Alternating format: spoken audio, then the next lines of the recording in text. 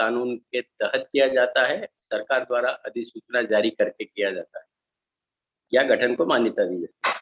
बतौर मिसाल, मध्य प्रदेश में निजी विश्वविद्यालयों का गठन मध्य प्रदेश निजी विश्वविद्यालय स्थापना और संचालन अधिनियम 2007 के तहत किया जाता है। छत्तीसगढ़ के सूचना आयुक्त श्री विनोद अग्रवाल जी भी ऐसे आदेश पारित कर चुके हैं, जिनमें ये प्रतिपादित किया गया है कि सभी निजी विश्वविद्यालय सम विश्वविद्यालय आरटीआई एक्ट की परिधि में आते हैं, इसलिए आवेदक को मांगी गई सूचना प्रदान करना उनका कर्तव्य है। और इसीलिए छत्तीसगढ़ के सभी इस तरह के विश्वविद्यालयों में लोक सूचना अधिकारी और अपीलीय अधिकारियों की नियुक्ति की जा चुकी है। छत्तीसगढ़ विश्वविद्यालय विनियामक आयोग भी निजी और सम विश्वविद्यालयों पर सूचना का अधिकार कानून लागू होने की पुष्टि कर चुका है। ये विश्वविद्यालय विनियामक आयोग हर राज्य स्तर पर गठित होता है, जो इन विश्वविद्यालयों को गवर्न करता है।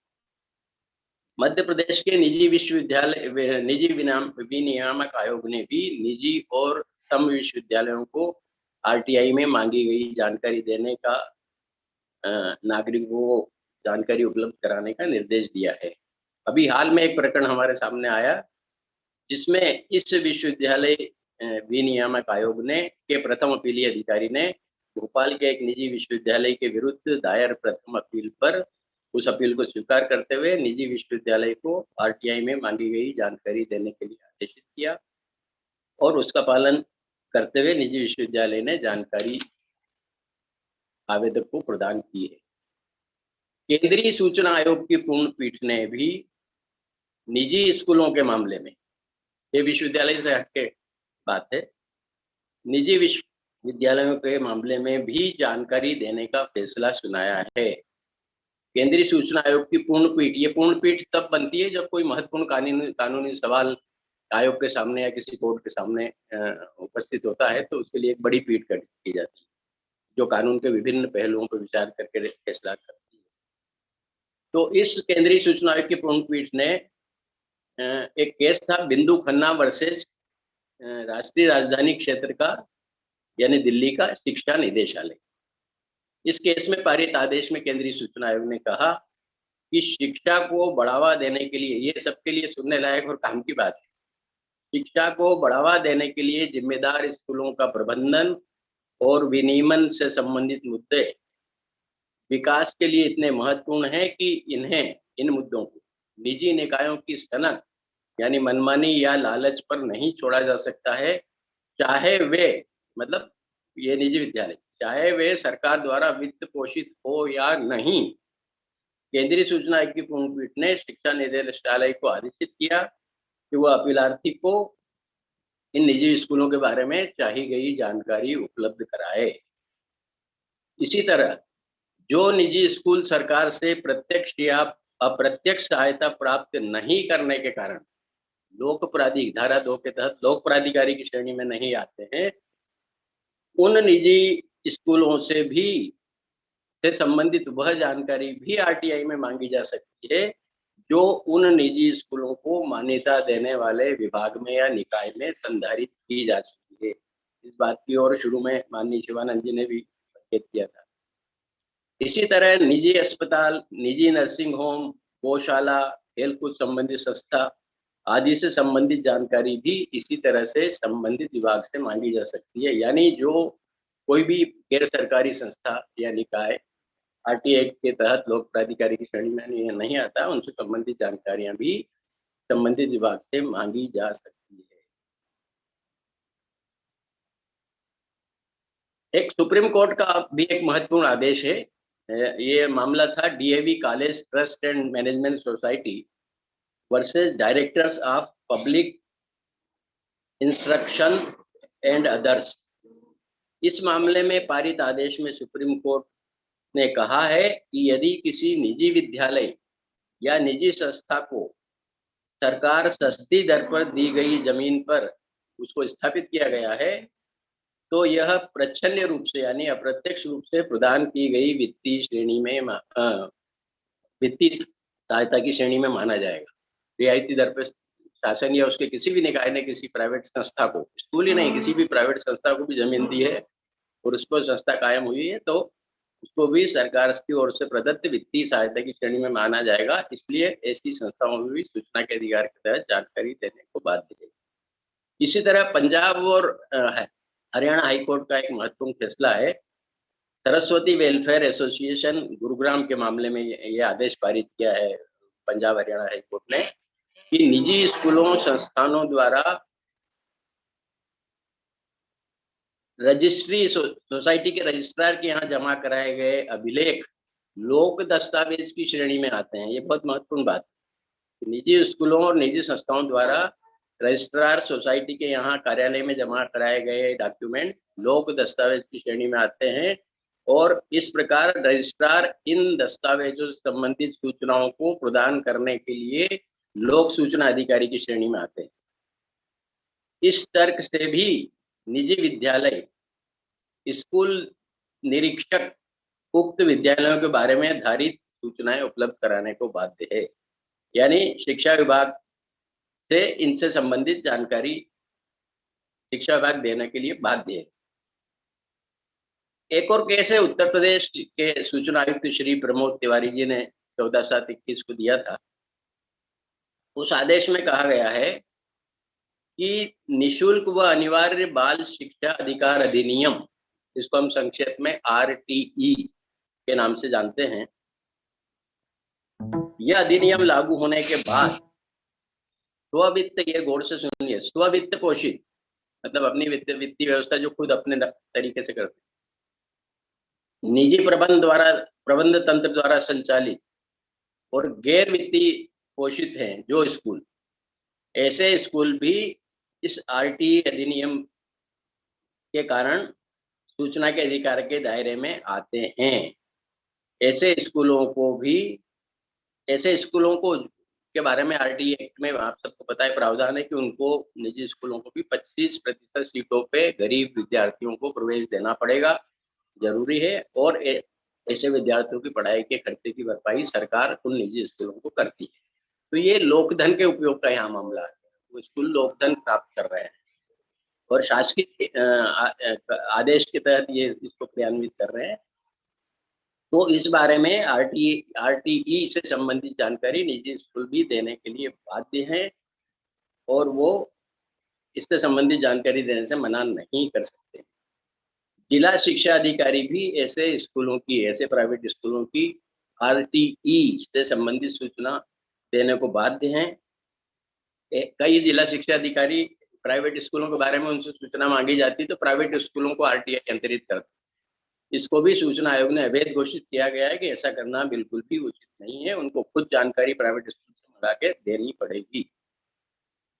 RTE के दायरे में आने वाले सभी निजी स्कूलों से सूचना आयोग ने अपेक्षा की है कि वो अपने यहाँ लोक सूचना अधिकारी तैनात करें और राज्य के मुख्य सचिव इस बारे में कार्यकारी आदेश जारी करें।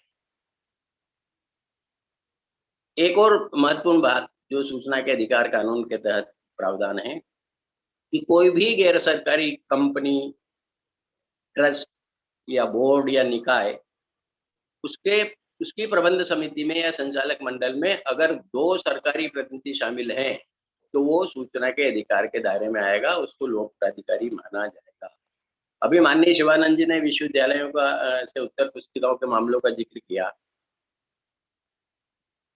इस मामले में सुप्रीम कोर्ट भी आदेश पारित कर चुका है आदित्य बंदोपाध्याय मामले में कि छात्र को अपनी उत्तर पुस्तिका की जांची हुई उत्तर पुस्तिका की प्रमाणित प्रति प्राप्त करने का पूरा कानूनी अधिकार है। इसके बावजूद जैसा अभी शिवानंद जी ने कहा था, कई विश्वविद्यालय ये कह के उत्तर पुस्तिका की प्रति देने से मना करते हैं कि आप निरीक्षण कर सकते हैं, प्रति नहीं दी जाए। इसका कारण ये है, एक ऐसा मामला सूचना आयुक्त के नाते है, उज्जैन विश्वविद्यालय का हमारी कोर्ट में भी आया था, तब ये स्पष्ट हुआ कि कुलाधिपति यानी राज्यपाल की अध्यक्षता में मध्य प्रदेश के विश्वविद्यालयों की एक बैठक हुई। उसमें ये निर्णय लिया गया था कि सूचना के अधिकार के तहत उत्तर पुस्तिकाओं की प्रति नहीं दी जाएगी, केवल निरीक्षण कराया जा सकेगा। तो हमने इस निर्णय को यह कहते हुए खारिज किया कि सूचना का अधिकार बाकी सब नियम कानूनों पे सर्वोपरि प्रभाव रखता है, ओवर राइडिंग इफेक्ट रखता है, इसलिए मान नहीं है। और सूचना के अधिकार के तहत सब विद्यार्थियों को उत्तर पुस्तिका की, जांची हुई उत्तर पुस्तिका की प्रमाणित प्रति देनी होगी। इसके बाद उज्जैन विश्वविद्यालय ने देर से ही सही लेकिन ऐसा आदेश अपने लोक सूचना अधिकारियों को जारी कर दिया है। रेड क्रॉस सोसाइटी का अभी शिवानंद जी ने जिक्र किया। रेड क्रॉस सोसाइटी आप सब जानते हैं एक अंतर्राष्ट्रीय स्तर की स्वयंसेवी संस्था है जो युद्ध के दौरान घायलों की मदद के लिए बनी थी, लेकिन अब क्योंकि युद्ध होते नहीं है तो रेड क्रॉस सोसाइटी दूसरे जन कल्याण के काम करती है, कहीं अस्पताल चलाती है, दवाओं की दुकानें चलाती है, या गरीबों को पहले बांटे जाते थे कंबल, सिलाई मशीन, दूध पाउडर वगैरह। तो उसका कहना था, उसकी जब हमारी सूचना की कोर्ट में मामला आया तो रेड क्रॉस सोसाइटी ने कहा कि क्योंकि हम उनको सरकार से कोई वित्तीय सहायता प्राप्त नहीं करते हैं इसलिए हम आरटीआई में जानकारी देने को बाध्य नहीं है। तो हमने उसका संविधान, रेड क्रॉस सोसाइटी का रेगुलेशन जिसको कहते हैं वो मंगाया और पढ़ा। तो उसमें लिखा था कि भारतीय रेड क्रॉस सोसाइटी 1920 में यानी अंग्रेजों के जमाने में संसद द्वारा, भारत सरकार द्वारा पारित कानून के तहत गठित की गई। और कोई भी संस्था भारत विधायिका में पारित कानून के तहत गठित होती है तो वो लोक प्राधिकारी की श्रेणी में आती है। यह धारा 2 में स्पष्ट। इस आधार पे हमने रेड क्रॉस सोसाइटी को लोक प्राधिकारी माना, जानकारी देने का आदेश किया। उसके बाद से मध्य प्रदेश में सभी रेड क्रॉस सोसाइटियां सूचना के अधिकार में लोगों को जानकारी दे रही। इसी तरह मामला था राशन दुकानों का। राशन दुकान वाले, क्योंकि मध्य प्रदेश में सहकारी संस्थाएं राशन दुकान चलाती, तो ये कह के जानकारी देने से आरटीआई में मना करते थे कि हम सहकारी समिति हैं इसलिए आरटीआई के दायरे में नहीं आते, इसलिए जानकारी देने को बात नहीं। हमने इस आदेश को भी खारिज किया और विभिन्न तर्कों से सिद्ध किया कि ये सब शासकीय उचित मूल्य की दुकानें पूरी तरह शासन के नियंत्रण में संचालित हैं। शासन का विभाग इनकी समय समय पर निरीक्षण करता है, इनका निलंबन कर सकता है, इनके लाइसेंस देता है और पूरे लोक धन से ये संचालित होती है, इसलिए आरटीआई के दायरे में आती है। तब से पूरे मध्य प्रदेश में राशन दुकानें भी जानकारी सब लोगों को दे रही है। इसी तरह अभी जिक्र आया मंदिर सतना के मेहर माता मंदिर ट्रस्ट का, तो ये उज्जैन का महाकाल मंदिर, इंदौर का खजराना गणेश मंदिर, इस तरह के जो भी मंदिर हैं जिनकी प्रबंध समिति में सरकार का प्रतिनिधित्व है, ज्यादातर इन बड़े मंदिरों में कलेक्टर की अध्यक्षता में प्रबंध समिति गठित। तो ऐसे सब धार्मिक स्थलों से संबंधित जिनकी प्रबंध समिति में सरकारी प्रतिनिधि हैं, उनकी जानकारी भी सूचना के अधिकार के तहत दी जा सकती है। और एक अंतिम बात कि अगर कोई निजी या सम विश्वविद्यालय आरटीआई में मांगी गई जानकारी नहीं देता है तो उसकी प्रथम अपील अपने राज्य के विश्वविद्यालय विनियामक आयोग में की जा सकती है और विनियामक आदेश निश्चित रूप से जानकारी देने का आदेश पारित करेगा। और यदि केंद्रीय स्तर का कोई ऐसा विश्वविद्यालय है तो उसके बारे में विश्वविद्यालय अनुदान आयोग को, यूजीसी को अपील की जा सकती है। यूजीसी की वेबसाइट भी है जिसका नाम है UGC@nic.in। इससे भी इस सारे मामले में पूरी जानकारी ली जा सकती है। धन्यवाद जी, बहुत बहुत धन्यवाद आदिलदीप सर, आपने बहुत महत्वपूर्ण जानकारियां यहाँ पर साझा की और ये जानकर बहुत खुशी हुई कि राशन की दुकानें, जो शासकीय राशन की दुकानें हैं, वह आपके ही प्रयासों के बाद पूरे मध्य प्रदेश में आरटीआई के दायरे में आई। ये बात हालांकि ज्ञात नहीं थी, पर अच्छा आपका ध्यान आकर्षण करवा दिया। बहुत बड़ा एक्चुअली इसको अपन बोल सकते हैं योगदान, क्योंकि ज्यादातर गड़बड़ियां राशन की दुकानों में गरीबों के खाद्यान्न को खुर्द-बुर्द कर की जाती हैं और ये ग्राउंड लेवल पर जिसे कह सकते हैं कि बहुत बड़ा एक योगदान आपका। हमारे बीच में शैलेश गांधी सर भी जुड़ चुके हैं, सर स्वागत है। और राजेंद्र गहरवर सर भी हमारे बीच में जुड़े हैं, पत्रिका समूह के सागर सतना के आप संपादक हैं। आप दोनों का हम स्वागत करेंगे। और नित्यानंद जी, हमने उस समय चर्चा की थी, कुछ आप इसमें जोड़ना चाह रहे हैं? राजेंद्र गहरवाल जी मध्य प्रदेश सूचना आयोग की भी समय समय पर खबर लेते रहे हैं जब ये भोपाल में। सर से मैं सहमत हूँ, जिस प्रकार से बातें बताई हैं उसी चीजों को भी बताना चाह रहा था। फॉर्मेशन शब्द जो है ये RTI एक्ट के सेक्शन 2 में डिफाइन है। तो जो मेरा ऐसा मत है कि ऐसी जानकारी यद्यपि वह निजी कार्यालय के अधीन है, तब भी अगर शासकीय लोक प्राधिकारी उस जानकारी को प्राप्त करने का अधिकार रखता है तो इस तरह की जानकारी भी सूचना है और उसको देने से इनकार नहीं किया।